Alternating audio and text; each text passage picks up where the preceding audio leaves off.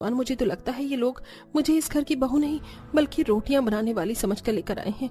Gas खत्म हुई तो आप इंडक्शन पर रोटियां बनवा रहे हैं। अब तुम ही कोई अपना चमत्कार दिखाओ प्रभु। कल्पना जैसे ये बोलती है कि तभी पूरे मोहल्ले की बिजली चली जाती है।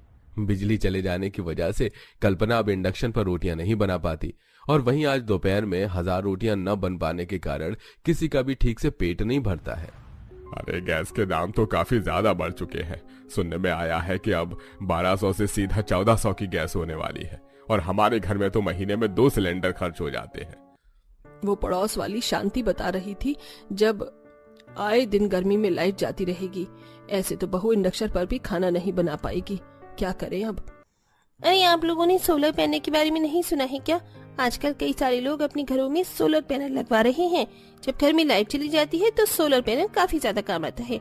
लोग छत पर सोलर पैनल लगवाते हैं और दिन भर वो धूप की किरणों से चार्ज होता रहता है और रात में जब लाइट नहीं होती तो लोग सोलर पैनल की मदद से घर के सारे लाइट्स, पंखे, कूलर को आराम से इस्तेमाल कर पाते हैं। इसके बारे में तो मैंने भी सुना है। मेरी फ्रेंड है ना शालू, उसने भी अपने घर पर सोलर पैनल लगवा लिया है। कल ही मैंने उसका स्टेटस देखा था।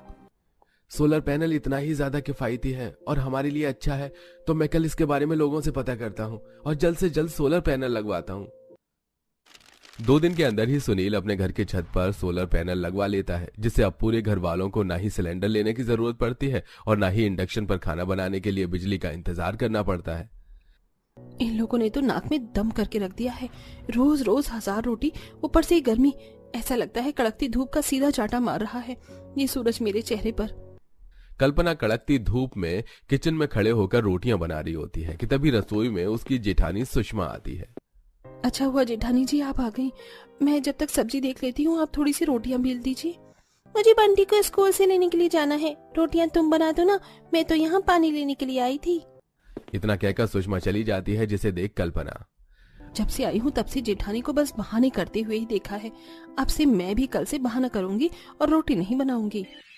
अगले दिन कल्पना सिर्फ सब्जी बनाकर रख देती है और जब रोटी बनाने की बारी आती है तो अपने कमरे में जाकर बैठ जाती है। तभी वहां कलावती आती है। तूने अभी तक रोटी नहीं बनाई, सब इंतजार कर रहे हैं, जा जल्दी से रोटी बना। मैं रोटी नहीं बनाऊंगी।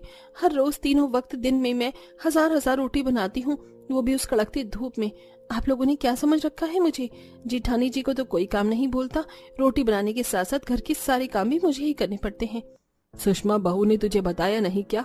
उसे गठिया की प्रॉब्लम है। वो ज्यादा देर ना तो चल फिर पाती है, ना ही कुछ काम कर पाती है। अपनी जेठानी की हालत पर तरस खाकर ही रोटी बना ले।